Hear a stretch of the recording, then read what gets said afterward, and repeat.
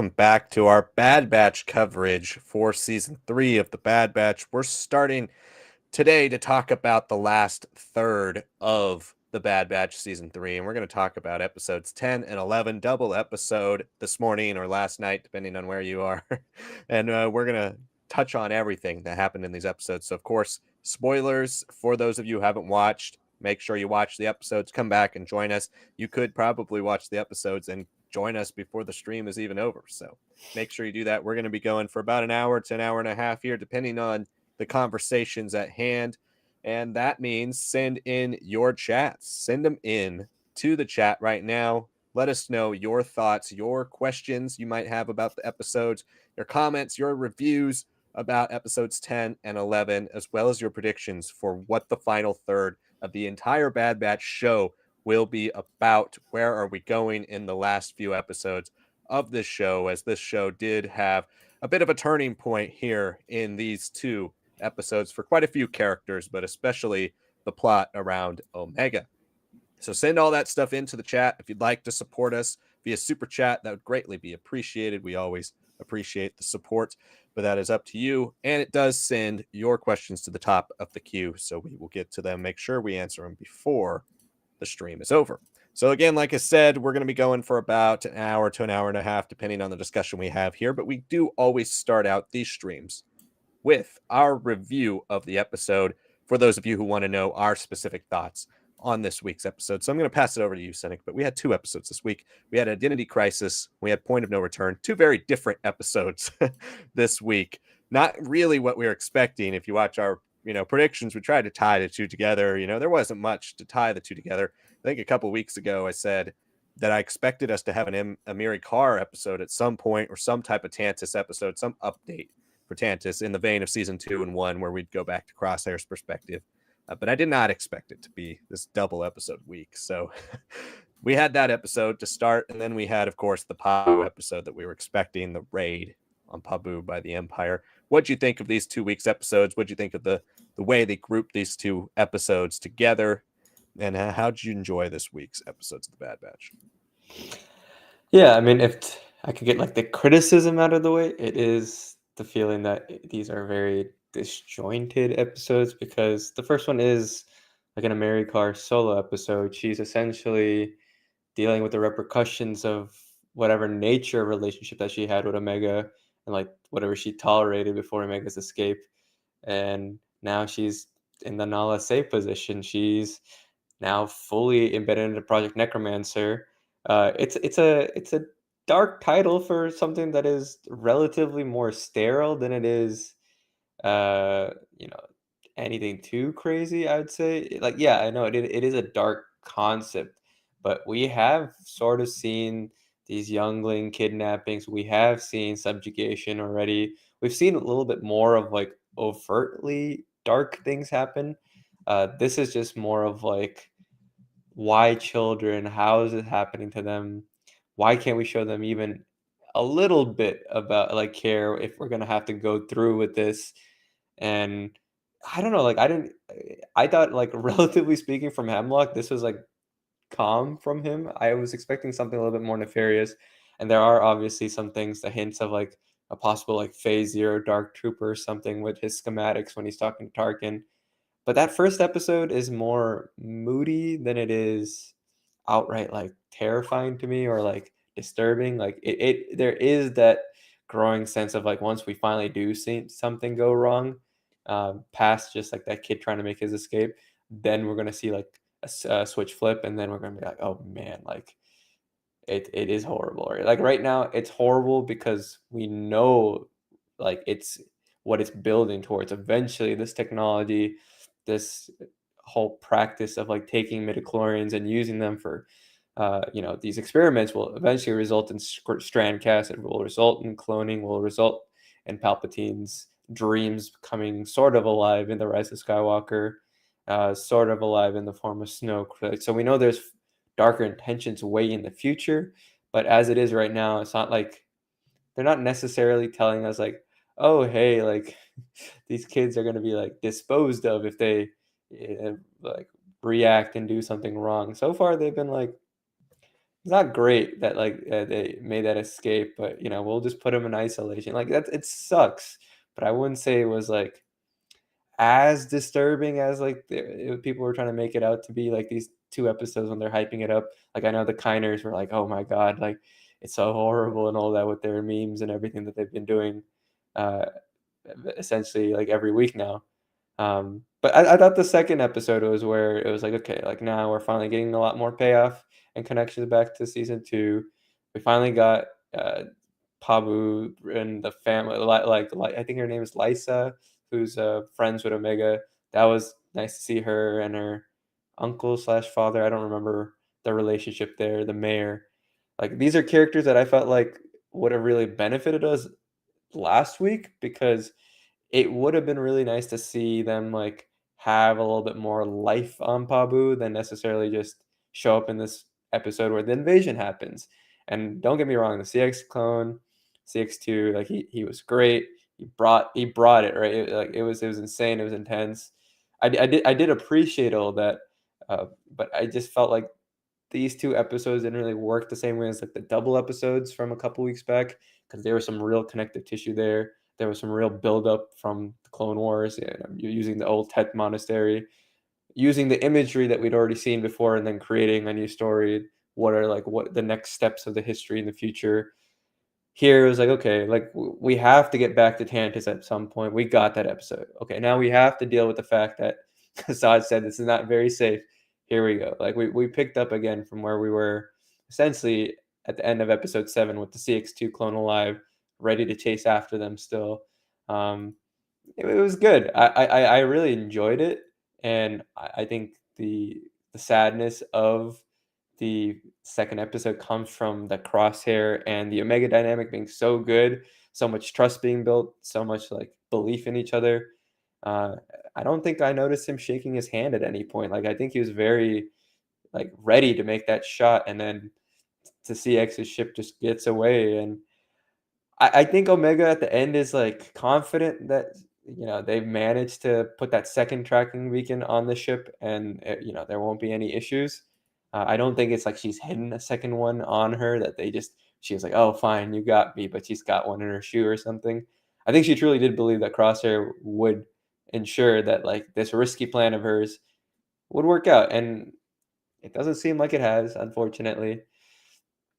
I guess the next episode, Juggernaut, that's where we're gonna really see them have to do some crazy stuff to get the clues, the hints, the evidence, connect back with Fee to like finally get Tantus because their plan of like distracting them clearly wasn't gonna work, but it especially didn't work because the shot just missed. So yeah, I really liked it. I wouldn't say that these were two episodes I necessarily would have watched back to back, but that's just how they were released. But I am liking the maturity of the whole final season here. It hasn't gone for anything like too aggressive in its plot, to the point where I'm like, oh man, like everything's just escalated like crazy. It feels like every step that we're taking towards the end is like I'm dreading it. I'm feeling like the haunting of it starting to be more and more, especially because of these relationships, especially because of how hard everyone is trying, both villains and heroes. So I hope next episode really ramps it up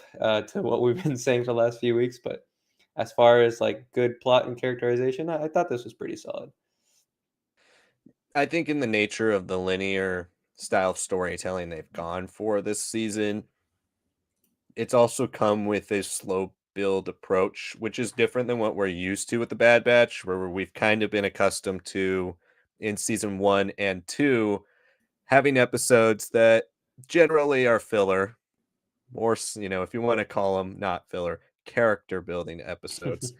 And then all of a sudden we've got the mid-season point and it's this big huge change of pace where now we're getting into the meat of the story. Big things are happening, important things for the implication of Star Wars lore are happening, and then we go back to the character building episodes and then go back up.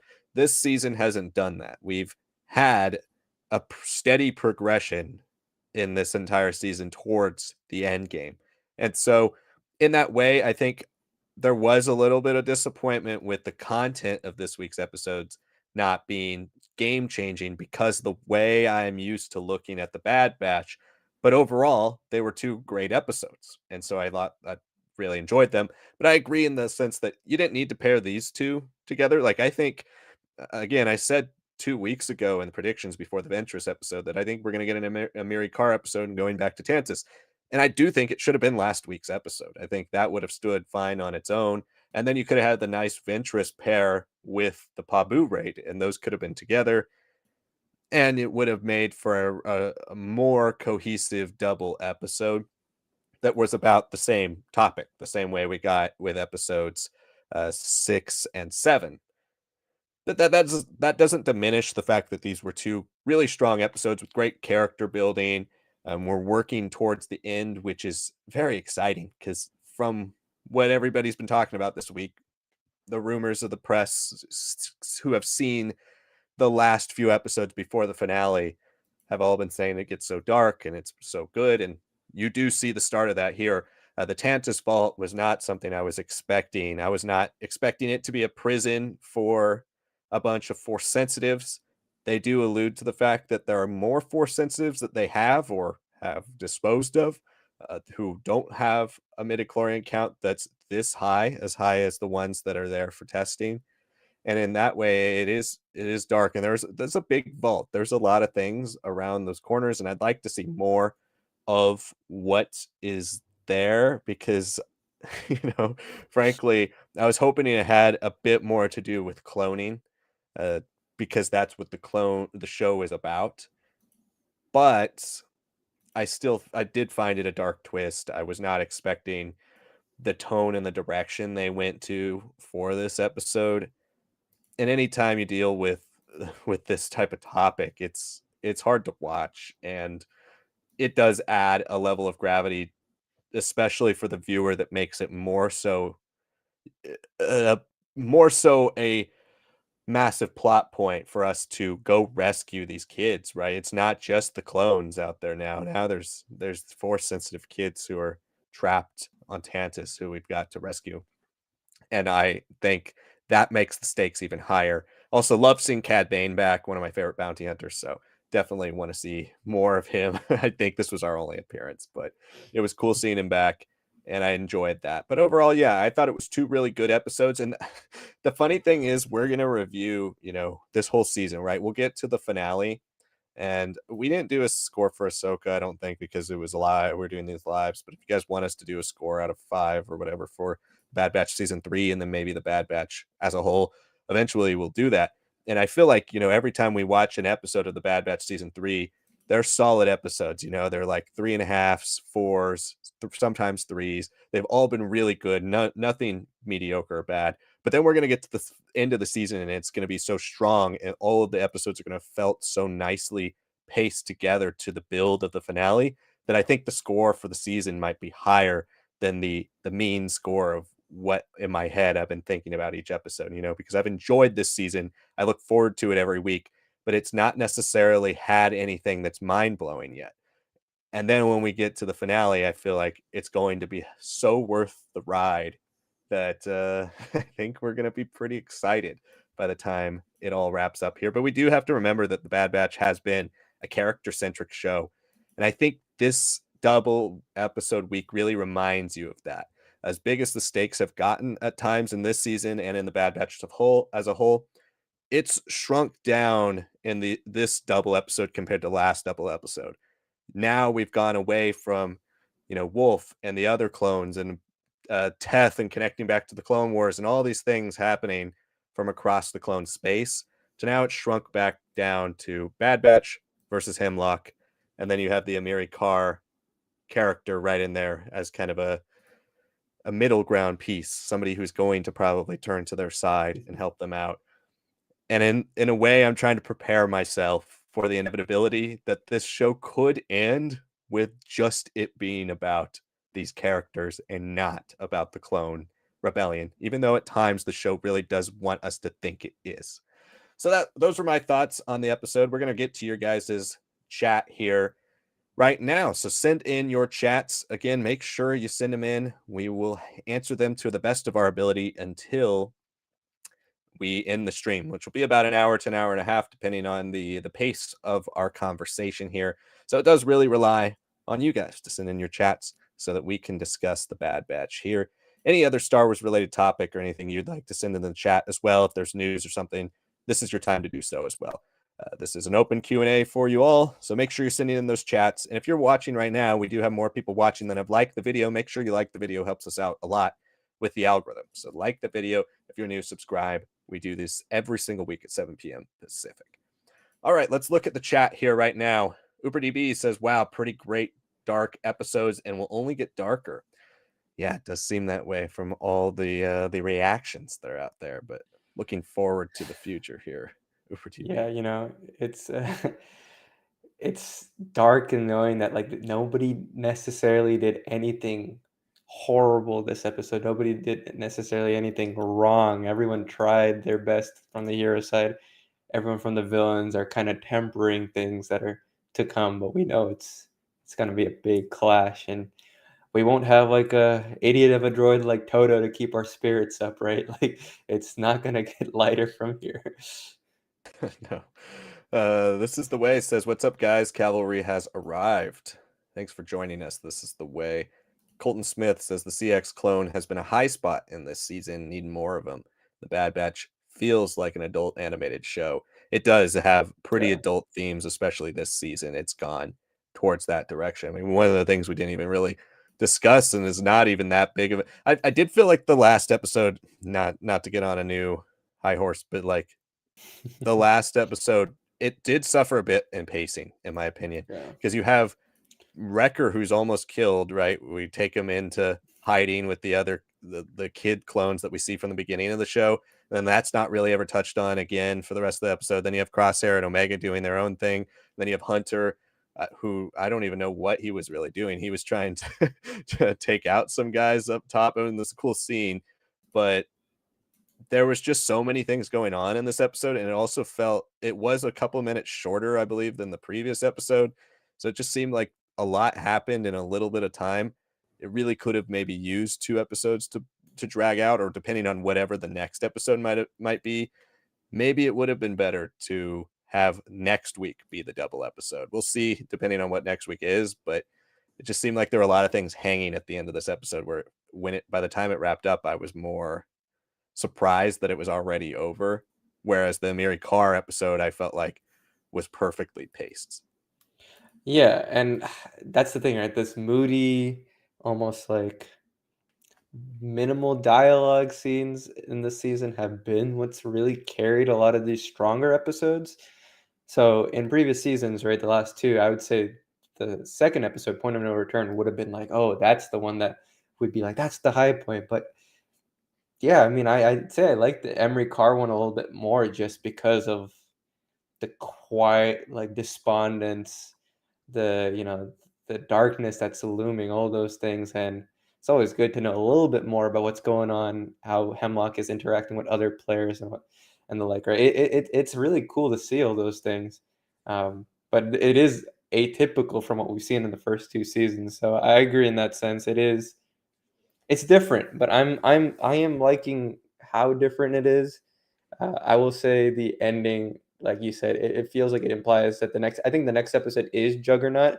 I think we're just going to be full speed, right? That's the only way to pick up for some of the kind of dangling threads that I feel like should have been a little bit better addressed, right? Like we still aren't dealing with like Wrecker, he's still unconscious, Hunter is just managed to get on shore. Crosshair has to break the news, right? Like these are things that I would have kind of wanted to see at the end of episode instead of just seeing Omega being like, "I'm going back to Tantus," right? Um, but yeah, I think I really do think next episode is like everything happens that we need to happen in like the first 30 seconds. Fee arrives and bam, they're going in. They're like Fee's like, "No, I've been doing my thing. Like I know exactly what I'm looking for. I know what we need. Why did you let her go and not have a better plan? But whatever. Well, if it's got to be harder, it's got to be harder." Yeah, for sure. And I think I think the next episode will jump away. Like a lot of things will happen off screen, right? We're not going to see Wrecker wake up and it's going to be this big dramatic moment like it could have been if there was another episode here. But things will progress forward. I do think there'll be some skip in time, and I feel like they're going to juggle both storylines here because how can you not piggyback off of what we just saw with Emerie Karr and then Omega returning? Obviously, with Emerie Karr giving Omega's doll to one of the children, there were trying to be some parallels between the two stories. Now they're about to come together. I feel like you got to go back to the Tantus storyline in this next episode as well. So seeing how they juggle both will be pretty interesting. Or if they do alternating episodes that are solely focused on one set of characters until we get to the end. But yes, thanks for the questions there, Colton, or the comments. And also the CX clone. So I thought we'd learn a bit more about the CX clone in this episode, still hiding the identity, making him a big character. I still think there's going to be a reveal of who this character is. I really started to feel like, oh, we're going to get that tech reveal in this episode when the episode started out with Omega taking the goggles of tech and being like, I'm going to leave these here. And Pabu, I thought, okay, here we go. Here's the tech reveal. And that might still happen. But yeah, we're still going to have to wait a bit longer to see who CX2 is. I'm still of the opinion that Tech should die. I know we had a great comment. I forget who it was from, but on our predictions, they were saying like, it's gonna end up with Fee like going up to the CX clone and being like, "I see you, brown eyes," and be like, "Oh my God, it's Tech," right? Just because like, why else would she have that name? But I don't know. I just I hate to say it, I just kind of want him to stay dead. Like I appreciate his character. I appreciated what his role was in season 2 and obviously throughout Bad Batch. I don't necessarily need more from him. I know it'd be like gut wrenching if it happens. Don't get me wrong, but I'm still on board with like the more mature storytelling that has been like a testament to this whole season. I think the mature choice would just be like, no, he is gone. You just made a shrine for him in the last episode, right? And I think having that be like a symbol of like, just how close they were with their own family unit to having a home, right? And seeing how it's been devastated. I think that hits harder for me than just saying, oh, he's back and he's all twisted and dark and like, all right, well, I think as like a Clone Wars fan, seeing Cody be that would be even more gut wrenching to me. Or seeing like Wolf be like that and then be deprogrammed by Rex and Gregor or something like that. Those things would hit equally as hard for me. But I'm also just not convinced that Tech has the physical ability of CX2, like the relentlessness, Yeah. because I remember like season 1 when they had the whole cafeteria fight. He just goes immediately to punch a guy, and that guy just stops him and just punches him in the face. I'm just like, nope, he's not really that guy. No, I agree with you there. I've been looking for tells in these since that double episode, and I haven't really been able to find any. I think purely it's just the visual cues and the setup they're giving for other things that have made me think possibly it could be Tech. The longer and longer you hold out on revealing this character's identity, the more it seems like somebody important. And I frankly, I don't think I would be disappointed if it ends up just being CX2, right? Like there's nothing important about him. It's just CX2. That would be fine with me. I'm not really putting a lot of stock into the idea of this character being important, but the longer you hold out and the longer you make it like this episode in particular, I felt like they really did an interesting job with the sound design of his voice, where sometimes you could hear the modulator Yeah. go out and you hear his natural clone voice. And I was looking for tells there that it's Tech, but I didn't really hear anything that made me think it's Tech or in the way he talks or anything. So they're still playing that one really close to the chest. If it was Tech, they've completely changed everything about his personality, which would, in a way, make it even more tragic. But yeah, right now, there's not much that indicates any of Tech's personal quirks. And I'm with you. I went on that whole spiel last week or 2 weeks ago about how much I like when characters stay dead because it just makes these stories have more weight. So I'd love it if Tech didn't come back because I think it would add a lot of weight to the Bad Batch. But we never saw him fall to the ground and hit the ground. So that means If Darth Maul never hit the ground with his body cut in half, there's still a chance. Yeah. Abatasai says, "Hey guys, good to see you. Why Bane didn't kill the mother and just stunned her? Doesn't make sense to leave witnesses. My guess is he didn't want to kill the baby. My mistake.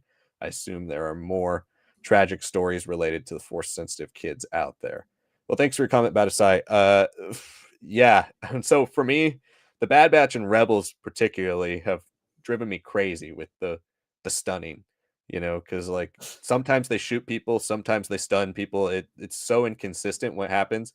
And I'm with you. Anytime I see like a cold blooded killer stun somebody like Cad Bane, makes me go, oh god, that's a mandate for because it's a kids show, right? Or they think it's a kids show because it's animated. Um, so I'm with you. I think I'll take your explanation because I like that. I like that maybe he didn't know who was going to open the door. What if it's the kid? He doesn't want to just shoot the kid. I'll take that as the explanation. Other than that, I have no answer for you. Yeah, I mean, I don't know. I myself have never been bothered by it in Bad Batch the way I was in Rebels.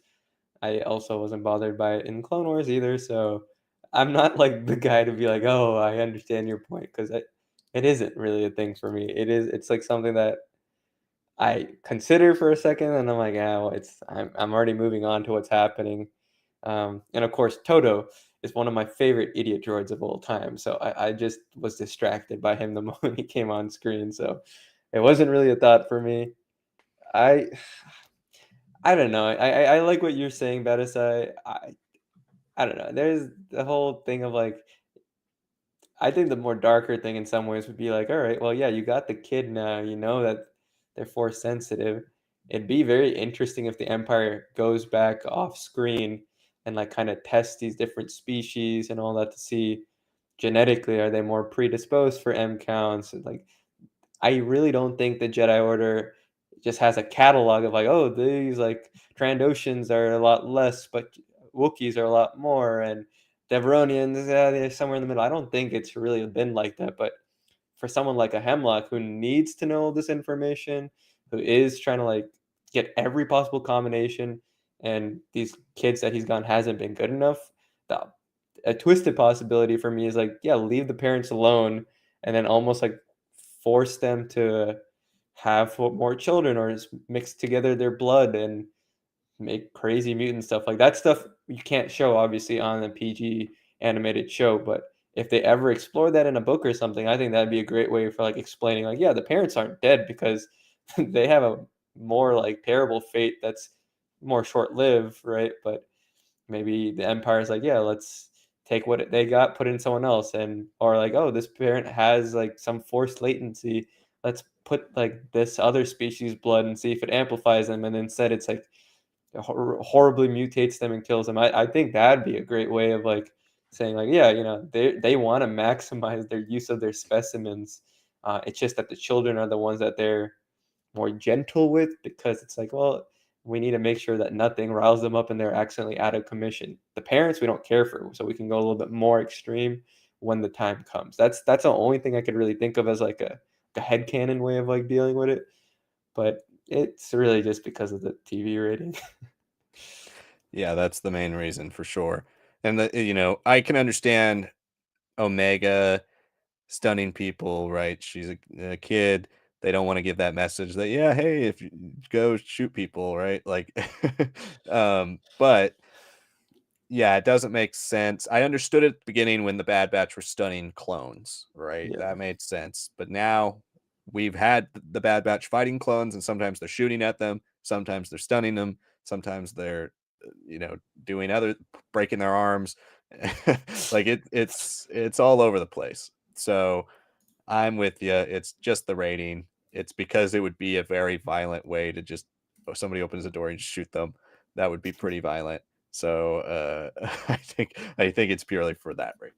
But uh, hopefully they get a little more consistent with it in future animated shows.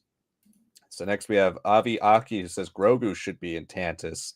That's interesting. We don't know where Grogu is at this point since he did escape the Order 66. We don't know what's happened to him since.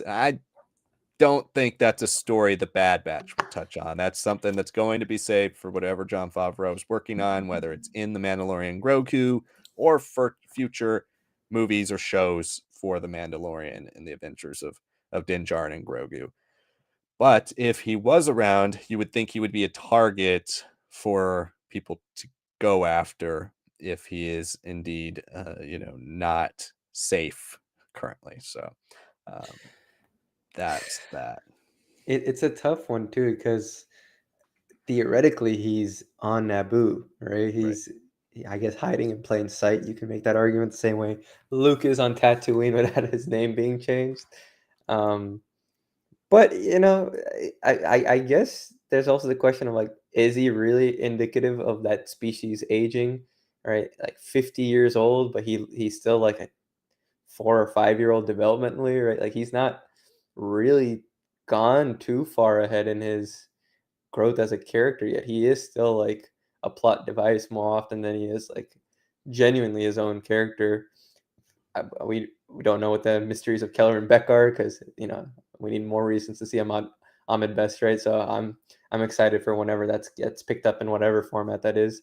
Um, One thing, especially with the High Republic, being ongoing right now, and we just dropped a couple of reviews, so make sure to check those out for Defy the Storm and Escape from Valo, and we're reading The Living Force right now, which is got High Republic connections. But that whole like mindset got me to think of like, hey, like the Santekas are super important. The Graf families are super important as like people who plot out the galaxy, who are pretty wealthy. They're the first like frontiersmen turned like the big guys, like the rich guys out there. And Santekas have a very strong presence on Naboo. And we know Lor Santeca is a big friend of Luke's uh, in the comics, especially Rise of Kylo Ren, and how he helps, help Luke discover High Republic outposts and all this and that. So it'd be very interesting if the Santecas in some way were managed to hide Grogu for a long time. Maybe using all these secrets, hyperspace routes that nobody else really has access to until finally, they get caught and punished for it. I think that'd be a great way to, further build up the concept of Naboo resistance. Always trying to do the right thing, connect to sequel era High Republic. I think that'd be like an interesting way of handling it.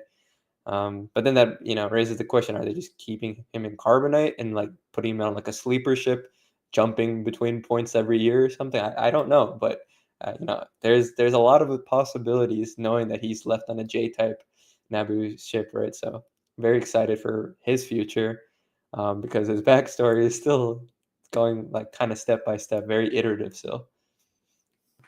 Yeah, that would be really interesting to see that play out. I mean, I want to see whatever happens to Grogu and Kelleran Beck. I'd love I want them to go to Otogungo and hang out with Jar Jar and Boss Nass and like see the Gungans actually get some redemption pull here. Like, hey, we're protecting one of your new favorite characters now, and Jar Jar is the reason. I'd love to see how that plays with the fandom. I mean, I've heard a lot of people because Ahmed Best is back in mocap, so we've seen a lot of Yeah. people theorizing that maybe he's in some show coming up, or he's in Mandalorian Grogu as Jar Jar.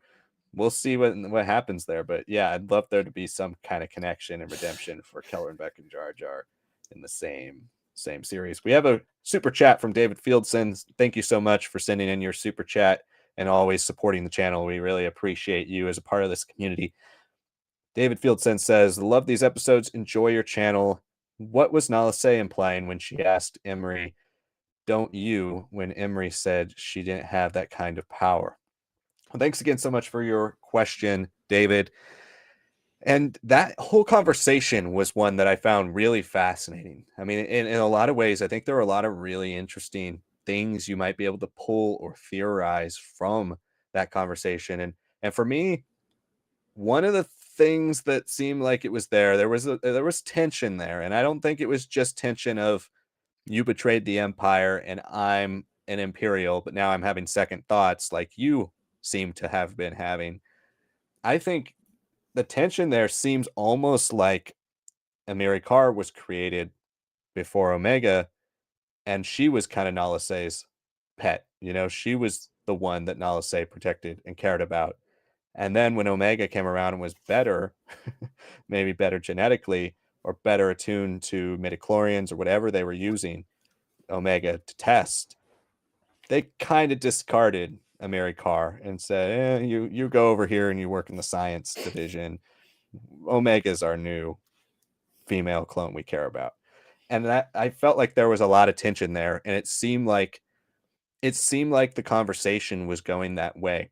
So when you're referencing power, I didn't personally pick up on anything that led me to believe that Emerie Karr was actually, force sensitive or anything, whatever Omega's purpose is in Star Wars. Uh, I didn't pick up that they were the same, but I did pick up a lot of that tension on her relationship with the clones, now projecting maybe her own friendships and the way she treated younger clones maybe in the past, the way that was all kind of taken away from her childhood taken away from her. She's projecting a lot of that on these new children that she's discovered, and finding her own moral compass that might have been taken away from her by the Kaminoans, who are very much so robotic and stoic and slow and different. And if she grew up around them, ultimately to have just been discarded by them for Omega, I think they're setting up something that's kind of interesting there. But I don't know. What did you get out of that conversation, Cynic? Yeah, I think it's pretty surface level in some ways. It's just that you can resist the same way that I resisted in that position, right? Like, you know, there may be terrible things that happen, but saying that you can't do anything, that's a lie. You are where I was for quite a while, and that's including the Clone Wars when it was, Republic efforts to, be involved with all this cloning, involved with the next steps of the Grand Army of the Republic and all that. So I don't think it's anything like, oh, she's got the Force or something. I don't know. Um, I think it is pretty interesting that you say that maybe she could have been the first like female clone after Alpha, obviously being Omega, not Omega, being Boba. I don't think you can say that like she was ahead of Boba. I think that if Django ever found out, he'd be a little steamed that like the one thing he asked for, just like keep it simple, make sure the first one is mine, then do whatever you want with the rest. I think he would have been a little ticked off if that ever happened. Um, but I do think that she could have been like one of the clones. There are moments. I think it's just me, but I think I'm just convinced because I just want something from the Thrawn trilogy to kinda happen, and, I really do think that there's moments when she's talking about, like, "I worked for so long for Hemlock, I've been by your side for so long." There's, like, microseconds of hesitation, like, where the characters are just, like, expressionless or, like, holding something, and I wanna say that maybe what makes her different, like, why she's so much bigger and older, I truly wanna say she might be like a Sparty clone, right? Like, she maybe was just grown on the Coruscant moon, super and we see those space stations too, right? Like just outside Coruscant in this episode, and just to see her like flash train implanted memories, just thinking that she is like a certain person, as a certain clone, but then being maybe part of like this is the fifth or this is the sixth version of you, Emery. You've always been doing this. It's just before it was like longer stretches, and that's why we're able to like keep these memories now. Like this is the longest you've gone without showcasing that natural Django Fett clone trooper humanity, resistance, anger and whatnot. So I would like it if it was something like that where it's like, oh, her identity crisis, and that's what I thought identity crisis could have maybe even dealt with a little bit, like her finding out a little bit of who she really is. Um, but if there is like that idea that like she has like the floor kind of pulled out from underneath her, being like, you're not even like a regular clone. You were made for to be an imperial clone. You were made with just leftover material, and you're not even like the first of your kind. You've just been the one that's lasted the longest, hasn't remembered certain things from your past lives in the same way like a Star Killer did, right, and all that stuff. So I'd like something like that. But again, I really do think it's just where are you standing now? Where am I? Right. And you're if she is just been a clone for a long time and just grew faster, was born at the same time as a Rex or something, I think the answer there could just be like, hey, you are like your brothers. Like at the end of the day, what made you so feisty and crazy and required brain chips is because you are a Jango Fett, like, you're from the Jango Fett genetics. Uh, at some point, that's going to come out, and you are generally a good person, because I'm not a terrible person per se. I have some morals, some ethics. I just don't have the same willpower resistance necessarily that the entire army had, right? The free thinking, the independence that in some ways was intended to be bred out of you, but never truly has been.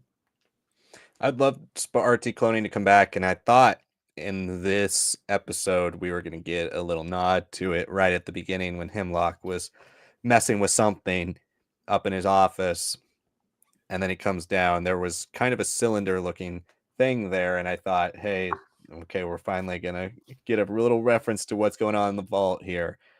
But then it never came back. So we'll see. That would be pretty cool. I mean, I struggled to see an introduction of a whole new form of cloning all of a Yeah. sudden in the last few episodes of this show, but I would love it if it came back. I just went back and found the point in the episode during that conversation that made me think of the Omega thing while I was watching it. And it was Nala say, if you guys want to check this out, it's at minute 12:56.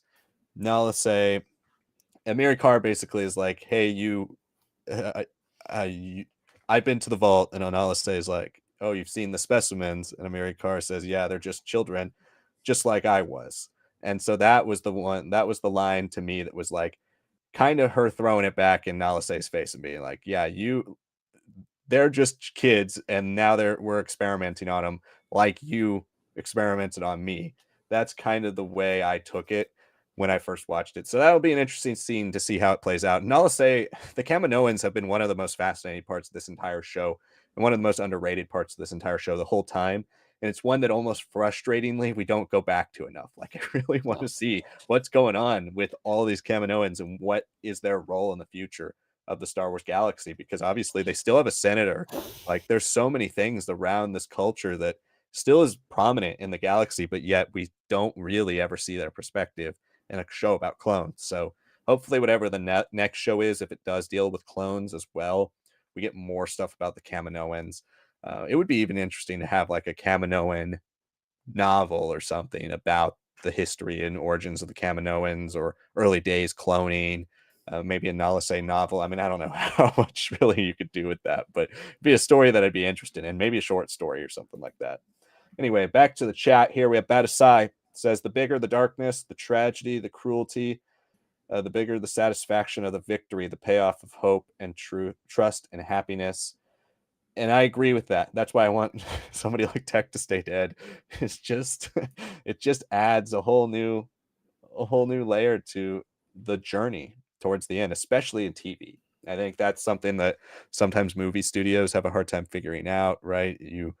They know it in that short format, but in TV it's about the long game, and you can have a TV show that feels relatively average to just pretty good. And if you stick the landing, it makes it feel like the whole journey towards that, everything that we went through with these characters for however many hours we've invested, hits even harder. So I agree Yeah. with you there, Batasai. That's basically how I felt after an incredible start to season one of Mando, and then kind of trudging through some of the middle episodes past the novelty kind of wearing off. Yeah. And then, oh snap, Moff Gideon is like, he's that guy. And then the dark saber and the action being elevated, right? Like it, I feel like people love season one, and complain about season two and three if they're casual Star Wars fans. If they're longtime Star Wars fans or like hardcore, they love season two more than one and three. But season one, people who like really, really defend it, they're like, no, it's way better than two. That they're always saying like it's so much original, and like that it's such a strong episodic series. But I don't know, if I think Liam and I have on this channel said that, yeah, we enjoy it, but like how can you forgive episode five, like the one with what's his name, Calican or something? And Yeah, God, he is. fortunately, I won't forget. Yeah, he's rough, right? And like, yeah, Fennec is there, and we get like a tease of Boba, which is cool, right? But that episode is only redeemed because we get to see Boba in season two, right? That episode is only redeemed to me because Fennec gets become a bigger player. The sixth episode of the prison breakout, that's good and all. The fourth episode, it's like it's solid, but we've already seen the whole Seven Samurai thing already in Star Wars multiple times in different mediums and different shows. So it's like, like when I see something like when I see a comment like that, I'm just like, yeah, like I get it. Like, I get what you're saying, but and I agree with you then, but people do forget and erase some things just because it's like it's fresh and new that you don't really stop to consider and be like, is it really that fun? Like season two might be a little bit more derivative in some ways, but I thought the plot ideas were way more fresh and way more better executed throughout the season than a season one was. So yeah, a little bit of a tangent there, but I just wanted to drop our thoughts on Mando season one again. Yeah, a little refresher course there. Well, back to the comments here, and this is a really interesting one, Batasai, and I didn't really think about it during the episode. Batasai says, kind of weird that these force sensitive children were not taken by the Jedi. They seem old enough. Perhaps there are always some who don't end up found by the Order. After all, those kids born in the Republic, like Qui-Gon says, although it's kind of ambiguous, seems he's implying blood tests in the Clone Wars. They find kids through the Force. Yeah, I mean, there's plenty of reasons. Um, who's to say these aren't younglings as well? Like these don't necessarily have to be kids taken from their parents, although the kids do pretty much indicate they want to go home, right? So it seems like that. But Anakin, the chosen one, wasn't found by the Jedi because he was in a planet not friendly to the Republic. So it's just possible that they're from the Outer Rim. That other kid that's kidnapped and then taken by Cad Bane is in the Outer Rim. So it's just possible that they're in the Outer Rim in areas not completely controlled by the Jedi. So now the Empire's having to do the dirty work of trying to find all of these Outer Rim younglings. If only Anakin hadn't slaughtered all of them, they could have already had test Oh subjects boy. for themselves. But he did. So now Palpatine is sending Cad Bane out after him. But yeah, thanks for your question. That is an interesting thought. But yeah, I would assume it's like you're saying. It's just the fact that they're come from planets that aren't too associated with the Empire or the Republic. Yeah, and I mean, even Ahsoka, right? Like, it is a little bit different for her because when we see her in Tales of Jedi and she's able to like kind of self-rescue herself and people understand that she's got this connection with the Force and nature and all that, then they go and tell the Republic, right? It's a little bit different than some parents would be like, I don't want my kid to ever do this. Like the Wamit, I don't know how to say that. It's the species name, but the little furry creatures that appeared in a solo Star Wars Denny's ad at one point, I believe, before they ever appeared anywhere else here. So I think this is like their first ever real canon representation. They might have been in some scene of solo Star Wars story, but that's what's been going around on Twitter. Like that mother is like obviously frightened, right? Like for her child, she doesn't want them to be picked up and all that. And I don't know if that's necessarily because of like just the paranoia of the Empire and like report any like force users and all that. There's a good chance that she just doesn't want to be separated from her child. She is like seemingly a single mother too. Like why would you let go of like your offspring in that way? And there's also the whole thing with like the High Republic being like the Jedi at one point pushed out so far there were going to be multiple starlight beacons, right? They were going to connect the galaxy and be the idealistic, peacemakers and helpers of the galaxy, but they pull back over time, over their own struggles, over senatorial discussions and disputes, right? And it's like a very big point of the Living Force bio for the story there. Like everyone's being pulled more and more back by the time of just before the prequels start. So just Coruscant being the home base, right?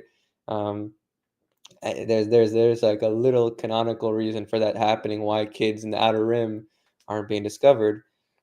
We also can consider that there's a lot of forced cultures, right? Like we've never really seen a Dathomiri kid necessarily become a Jedi. Like Asajj Ventress is rare because she was trained by essentially an exiled Jedi, right? And she herself was an orphan, not necessarily on her home planet either, right? So it's like, oh no, like there are multiple reasons, right? There there are story reasons, there are Jedi reasons, political reasons. There's also other Force cultures that could have been able to like isolate and keep whoever was in their species, who was in their territory, away from like the typical Jedi approaches. And I don't think Jedi were necessarily carrying around these blood testing kits that easily, right? Like I think it's because it's become so important for these bounty hunters to have something that they can transmit, right? That I don't, even when you look at like the picture diagram, it gives ranges. I wouldn't say it's like 100% accurate and visualized in the same way as like Qui-Gon when he sends the sample to Obi-Wan using like a mainframe computer, and you see how much powerful and effective his midichlorian count is, right? So there are like many reasons why these kids aren't caught up like by the Jedi. And I think it's fair to say that you would be limit yourself story wise, and also like with the Force, like as the Jedi go further away, right? There's also the possibility the Force is like, well, you're just limiting yourself to like kids of like very rich families and planets. The Force isn't perfect, but sometimes there are checks and balances to it. I wouldn't be surprised if it's not just the Sith, but like the bloodlines, the heritages of people in the Mid Rim aren't necessarily as strong as the wild, wild west of the Outer Rim, the unknown regions, and everything, where some of these stronger people have emerged and managed to make their lives without realizing that their given abilities are actually derived from the Force, right? Like there's a lot of ways to explain it. And I think that's what's really cool about the fallacies, the weaknesses, the response of the Jedi over time. Aviaki says, "Who gave the assassin the information to find Fee to track her to get the information? It was Sid." Yeah, He says it in the episode that a Trandoshan gave him the information. So it was Sid or some other Trandoshan that knows Fee, but it does seem like it was Sid.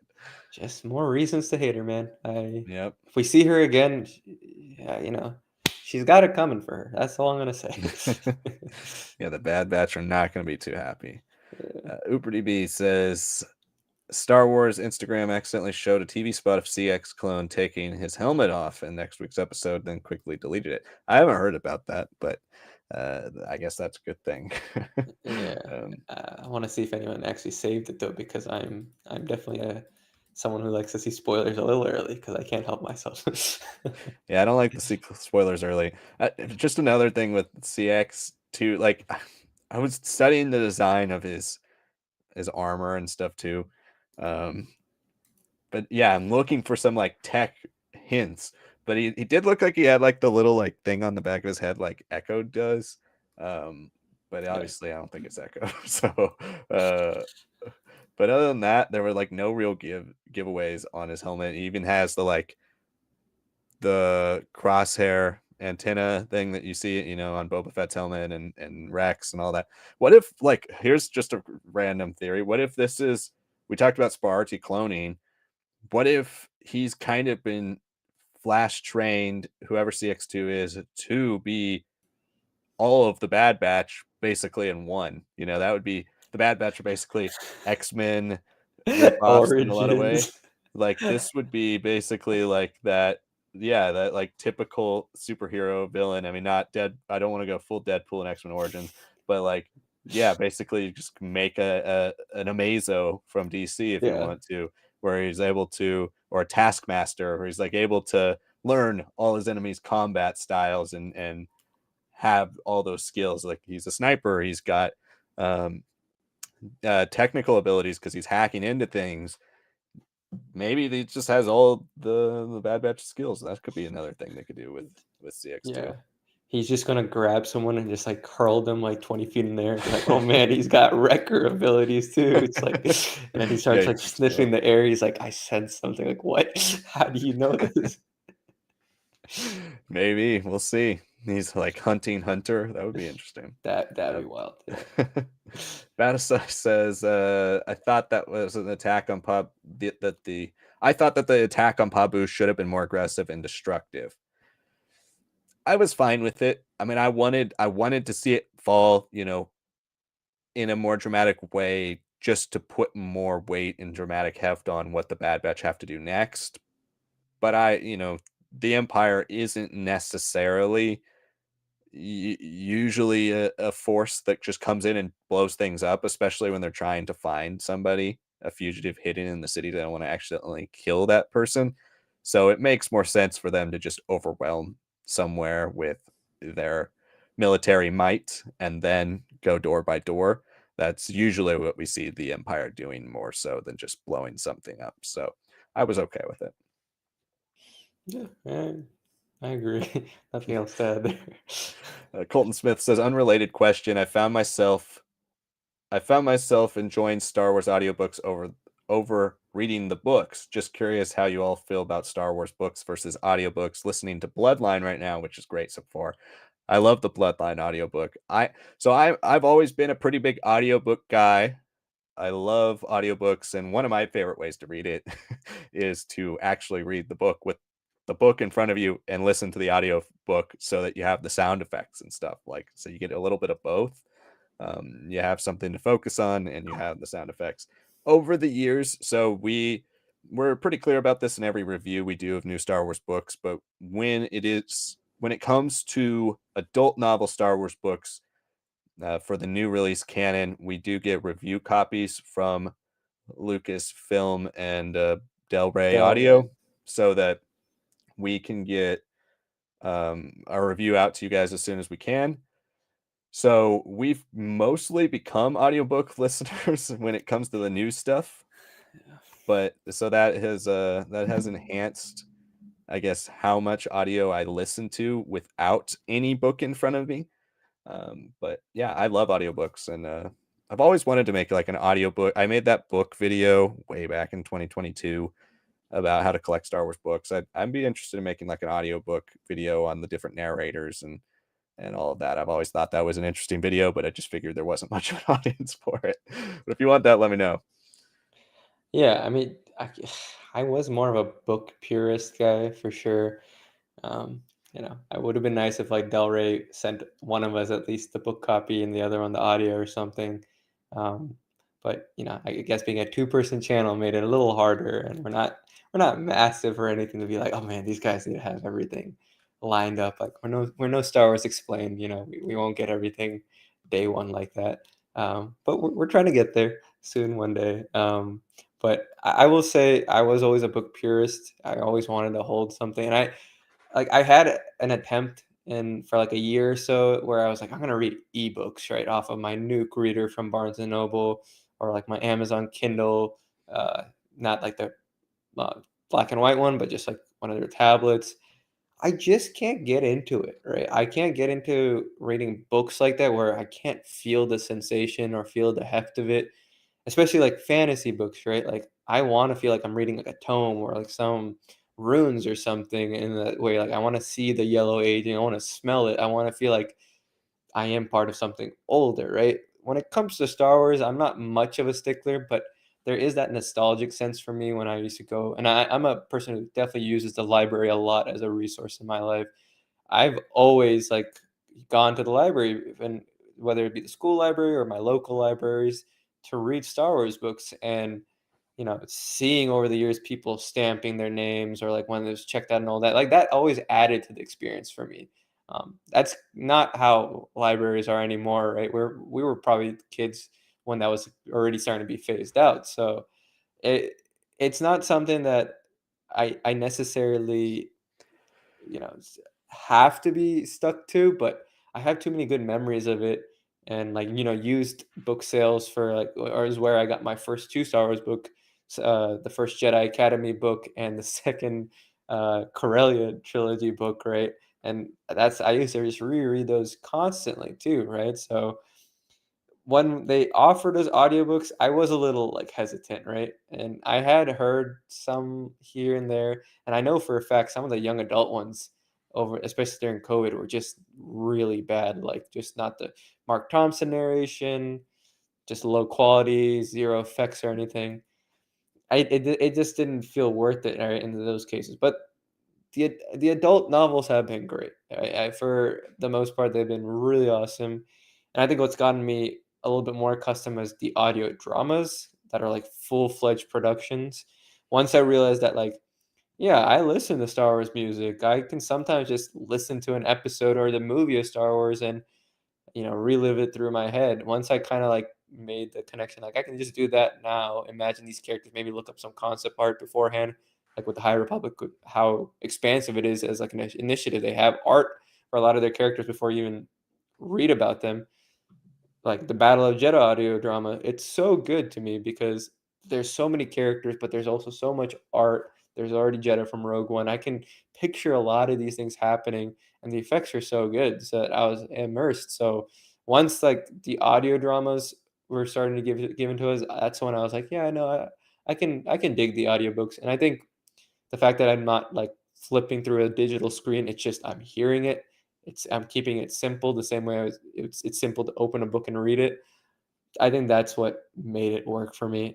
It's not my preferred way. Again, if I could, I would get the books and the audiobooks at the same time, but I'm not someone who necessarily goes and buys and collects like Liam does, like a full bookshelf. If I did, I got like 15 years of a catch up period to do. So I'm fine with audiobooks. I'm fine with just going to my libraries if I can get the books.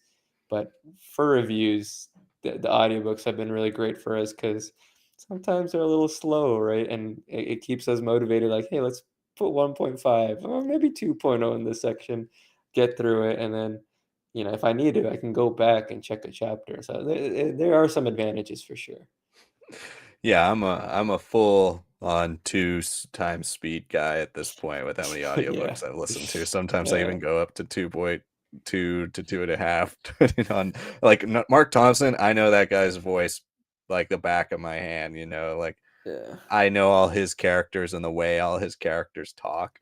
So, very much so, like, enjoyed the fact that, especially with the little lesser Star Wars books, I think Sanak hit that on the head a bit earlier too. Like, some of these not so great Star Wars books, the audio is always way better for it. Like, I don't think I could have gotten through Jedi Battle Scars or Heir to the Jedi or some of these other ones I've listened to that haven't been very good without audiobook, because that at least keeps you moving and keeps you going, and you can listen to it when you're driving or you're working out or you're on a walk or you're doing whatever and actually still enjoy the process.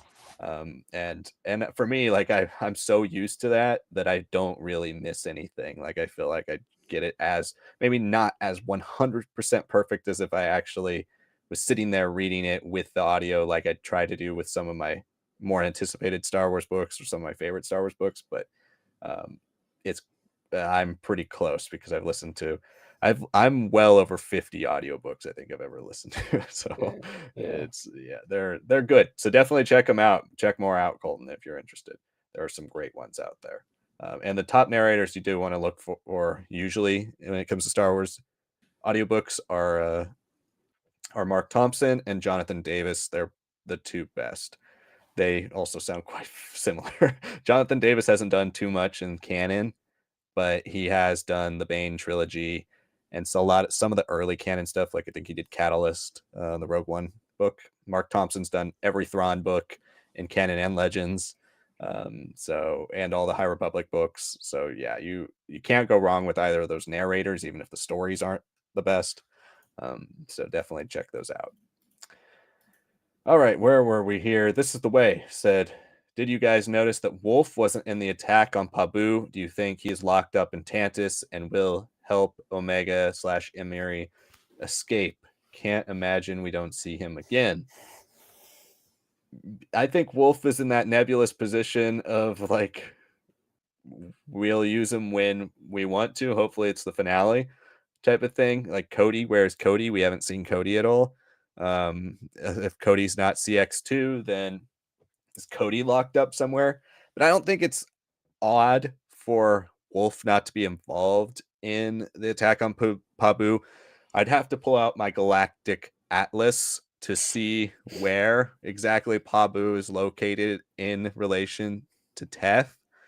But if Wolf's division, like they said, they're going to send a division from the area when Wolf comes out to help with Teth. So if Teth isn't exactly close to Pabu, then Wolf wouldn't show up anyways. So That's how I thought of it in my head canon. I don't think he's necessarily locked up, but I would like to see him show up again. I'd agree with you on that. Yeah, I think it'd be interesting if during the assault, the strike on Tantus, that is the inevitability of this final season. Because if they don't do that, I'm not really sure where else they could do it. Because that's kind of the whole point of the show at this stage, right? With a final season underway. Um, but yeah, I would think it'd be pretty interesting to see Cody and Wolf almost have their own Emerie Karr like episode where like they're stuck in there. They're like, they awake and they're on Tantus, right? I'd love for them to give perspectives of someone who's been like a year long, like Cody, maybe a year long under all these tests and all that, and with his public image being a little bit more notable than other clones, right? How much more they're keeping him hidden away.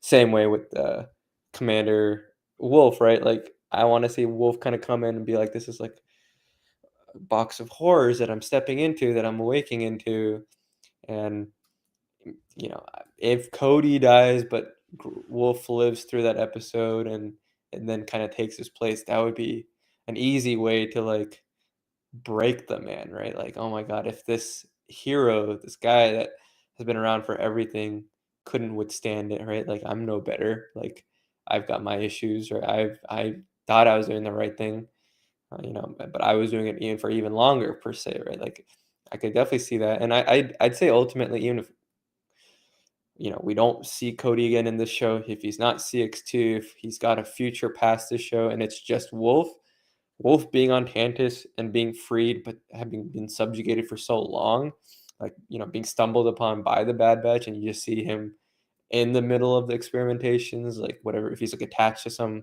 Matrix like machine or something, right? That would be like great visual horror for us, but then him awakening in the same way that like an Echo did, but kept alive or something instead. Like, that there'd be some crazy things that you can do there.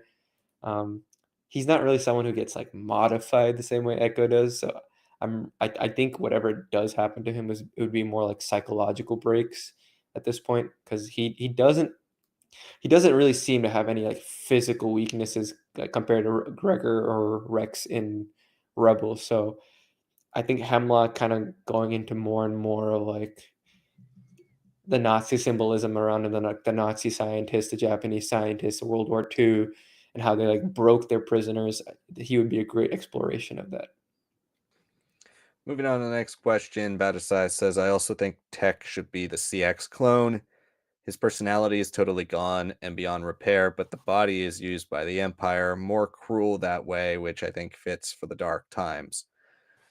It would be an interesting dark story. Like, as much as I said earlier, right? Like, I'd like Tech to be dead because it adds some weight to the Bad Batch, and it just adds that emotional pull towards what they're doing and the fact that any of them could die at any time.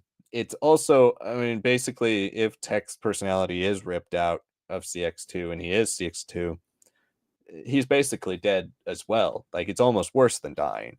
Yeah, So, in a way, as long as they don't redeem him, I think I want to make that clear. As long as they don't redeem him, if he's CX2, I'm okay with him being CX2. And I think that's also very powerful and dark. But don't don't make him CX2 and then everybody's like, it's you in there, Tech. It's you. You could fight it. Come on. Like that, I think it'll lose a bit of its luster. We've already kind of done that with Crosshair.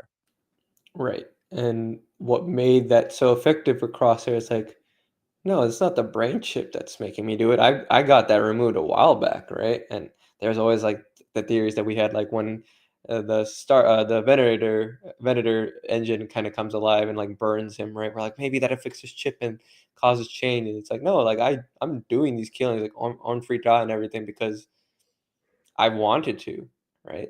That is what makes the story of redemption powerful, is that he wanted to do these things and be subservient to the Empire because he thought that's what was the right thing to do.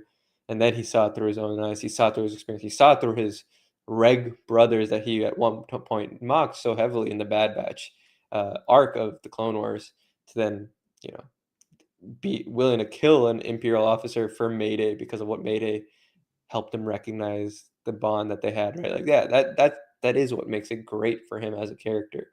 So if Tech kind of got that same treatment, I don't think it would be anywhere near as effective because now there's nothing about him that's redeeming, right? If he just suddenly comes out, you're like, okay, that's just convenient, right? And we've had convenient plots. Like we've conveniently Din Djarin is no longer the Mandalorian to Mandalore because he lost to some robot alien thing who was defeated by Bo-Katan, and then that was explained 3 episodes later instead of being dealt with in that episode. If we're gonna go that route, like we don't need Yeah. convenience now, right? Especially in an animated show that's already going to take a little bit more of those shortcuts because of time, because of age. The way they've handled this season, I wouldn't want them to suddenly do that again. You know, it's a possibility. I'm not going to deny that. Um, but yeah, I will also say finally, again, Tech try to wham on a regular stormtrooper, clone trooper in season one's cafeteria fight, and he did not hold up well. So if they had to do it, his body would have to be augmented to the max, right? Like he would have to have that X-Men Origins esque transformation that I just don't think is necessary and hasn't really been shown too much visually either. Because I think it'd be very interesting if his body was also almost like rejecting these implants, these like modifications, because he's well past the natal stage. It's well past his body being broken and being resurrected, right? So it's just not something I would prefer.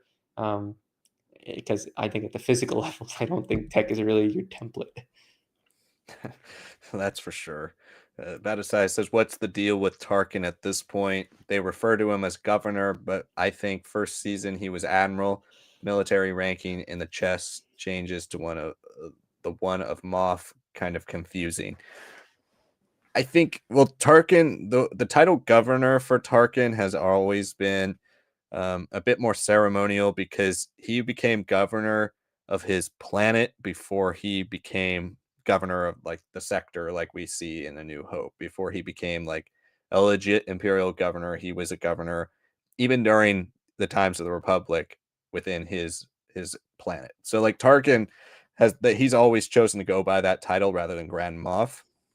So there's a lot of that can be around there. I wouldn't put it past. I'd have to do more deep dive into rewatching the episode and looking at the insignias and stuff on his chest and stuff. But um, I wouldn't put it past the Bad Batch to pull things out from like an early 2014 book like Tarkin and skip over some things. But I think in general, when you hear him referred to as governor, it just depends who you're talking to because he's always decided to go by that title over any other, usually. Yeah, and to add to that, technically, Moff is a political title held by the governors. It's just that by the time of A New Hope, the governors supersede the senators of their area, right? They're almost like the military political representative to the senatorial representative, right? So that's kind of how it's done. And he was an admiral at one point because he was in the Navy. That is what he was in the Clone Wars. And then obviously he makes some plays. He becomes a little bit. He also has a whole like lawyer face too, right during Ahsoka's trial. So he's got a lot of hats that he can wear. But the Moff, the governor thing, is, from my understanding, interchangeable. It's just the title becomes more and more militarized over the period once the governors of their areas become more and more uh, power grabbing and approved by the empire over the senators. So at this point in time, I guess you can say it's there is some variation to what it means, but technically Moff is a political title over a military title. It's just once he becomes Grand Moff Tarkin, it becomes like, all right, he's got the political and the Death Star power behind him. He's got the Tarkin doctrine. He becomes that perfect blend of politics and military that is required for a fascist government to succeed.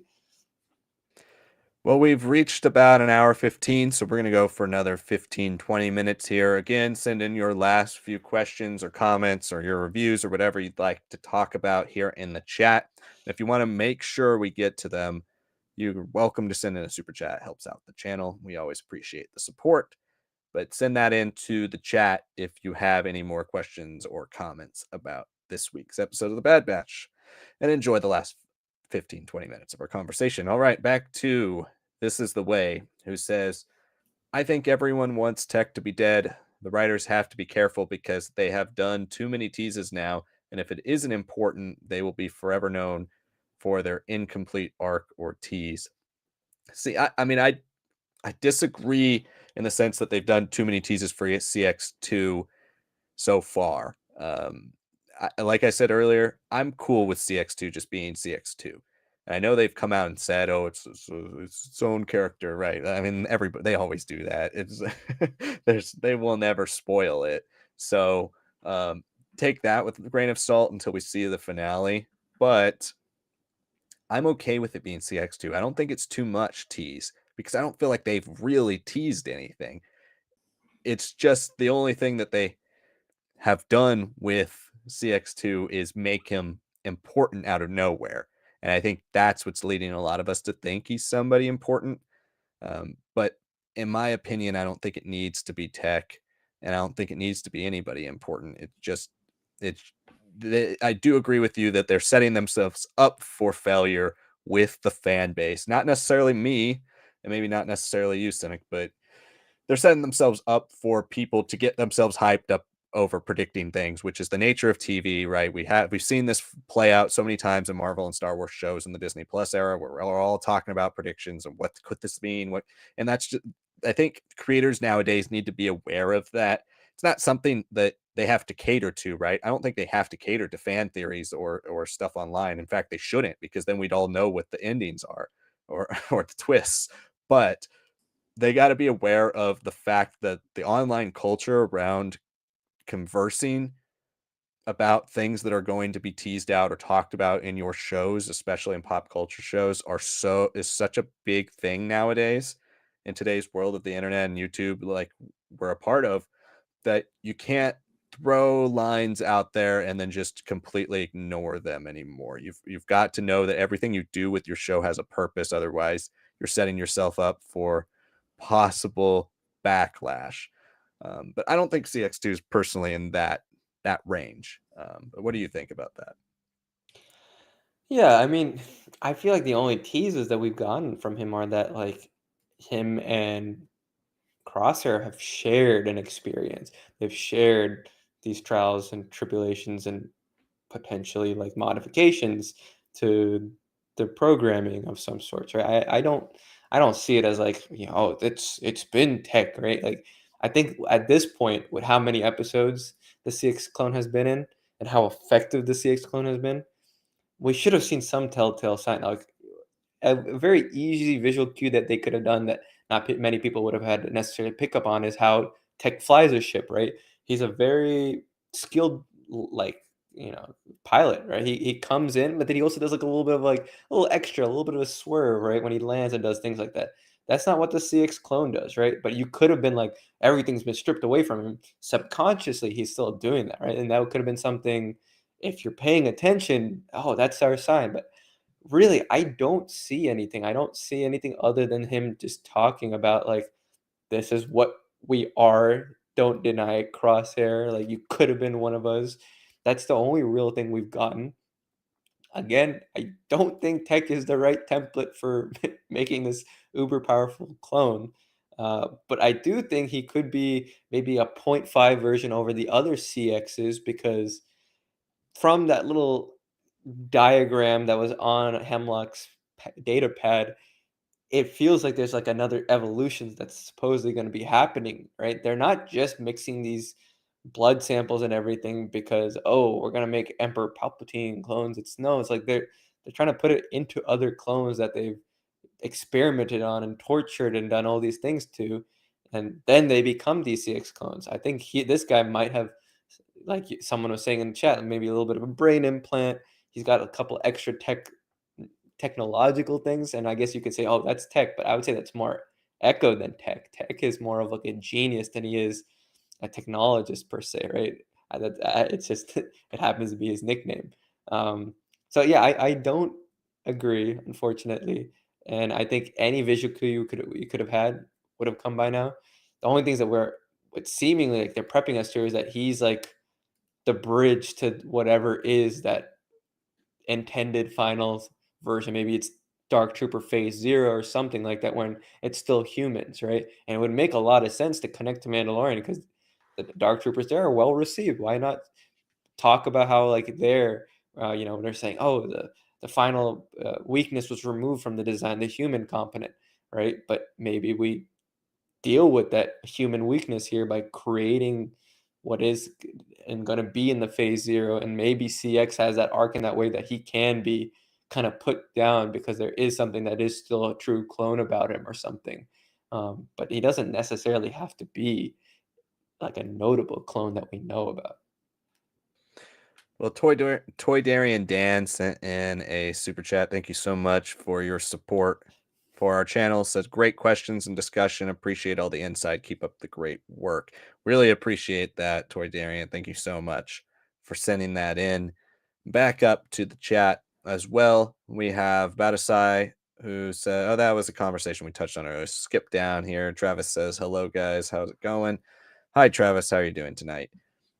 This is the way then responds and says, "This was a very important part of the episode. Also wonder, okay, we talked about the whole Nalase thing, so we'll skip down." Travis says, would have been hilarious if the assassin just had Sid's decapitated head with him. would have fit the dark tone, Travis, for Yeah, sure, of the episode. Uh, we might have appreciated it, but I don't think parents would necessarily. And Yeah, I mean, granted, a callback, Travis, maybe you remember this as well. I remember being quite surprised as a kid going to watch the Clone Wars movie when the droid, Jabba's droid, I forgot what her name was, comes in. She's like, "The bounty hunters have returned looking for your son." And he's like, "Bring him in." And it's just their head sitting on a little gurney.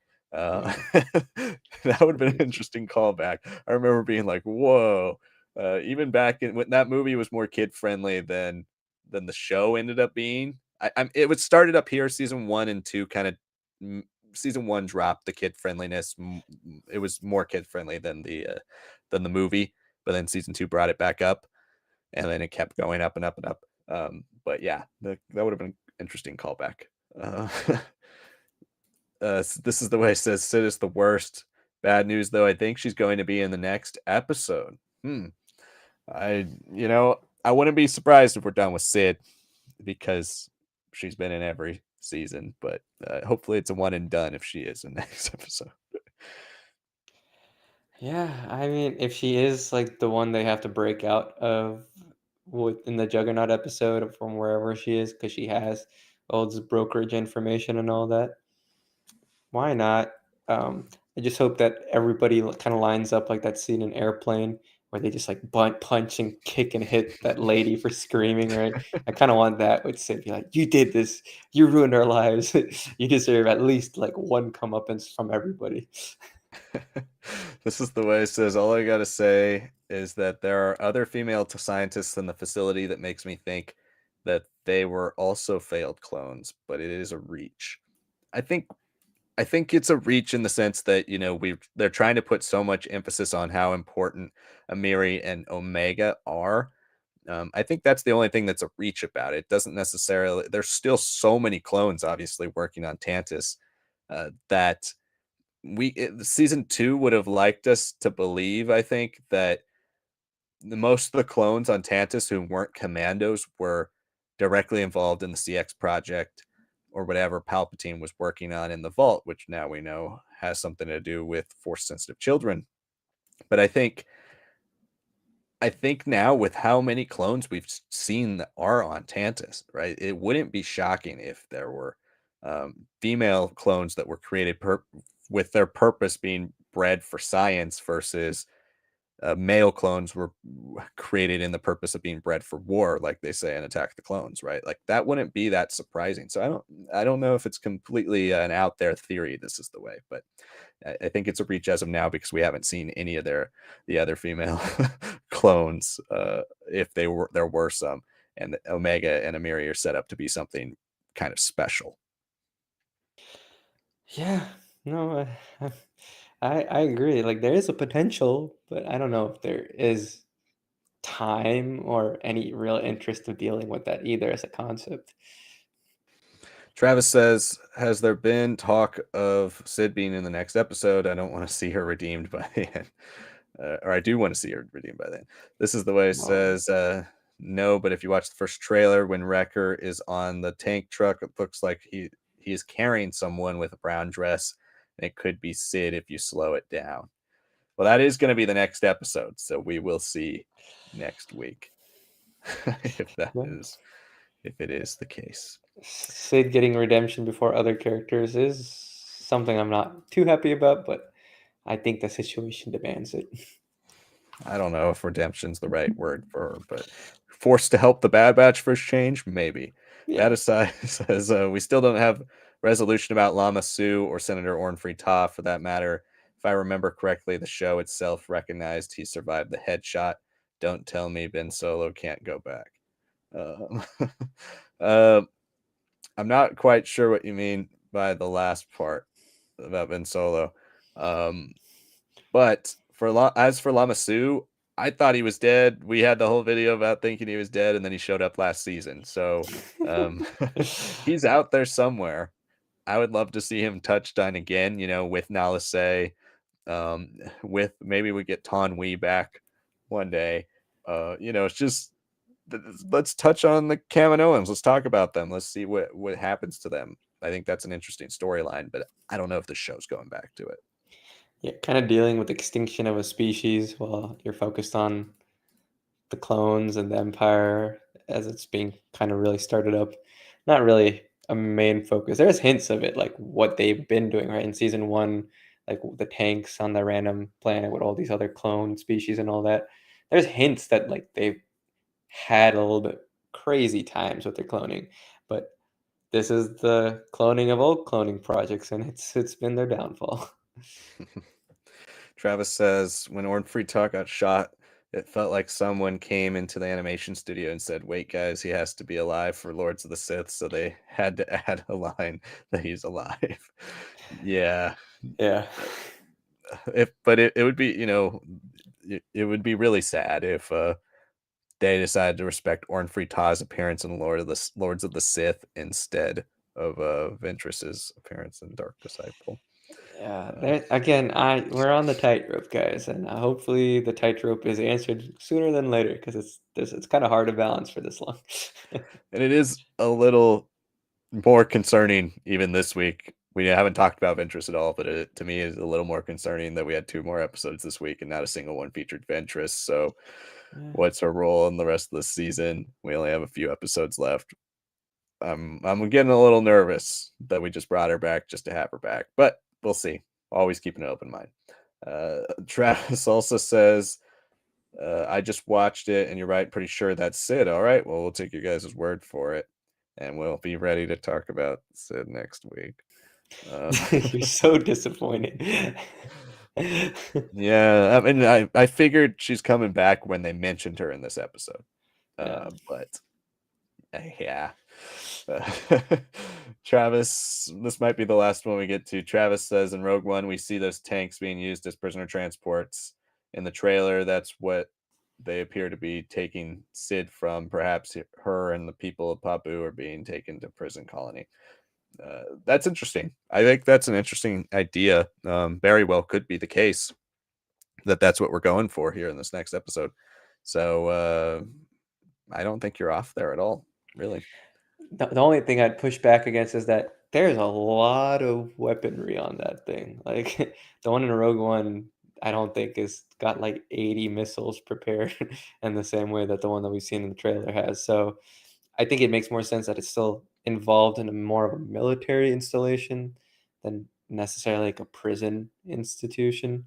Right. I think the point is that you don't get rid of these Clone Wars era equipment. They're higher quality than a lot of the Imperial stuff. You just run them down till they're broken or worn out, and they don't show off the imagery of the Empire that you want any longer, right? You want to be like, oh no, this is actually what we didn't. You want to get rid of the Kaminoan ties, and eventually that means that the military will be. But it's still early because there's just too many clones to go through.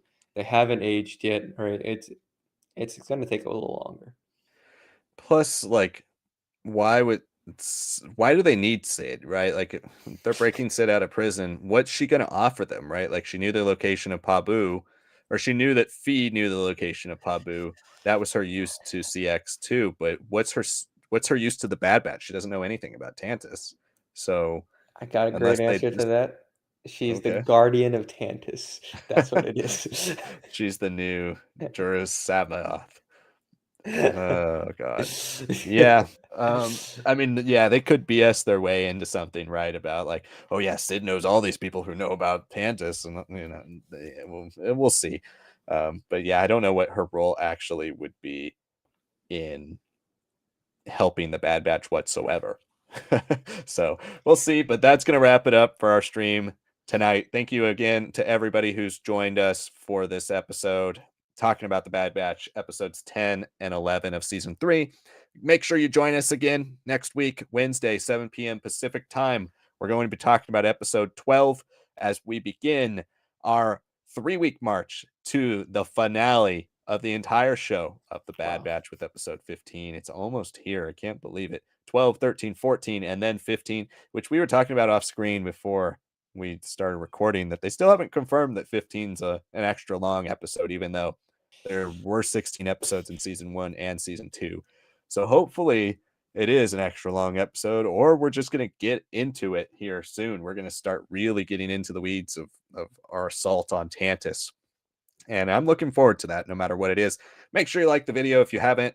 Always helps us out. Subscribe if you are new and you're watching on replay. Let us know in the comments what you thought of some of the discussions tonight, or what you thought of the Bad Batch season 3 episodes 10 and 11.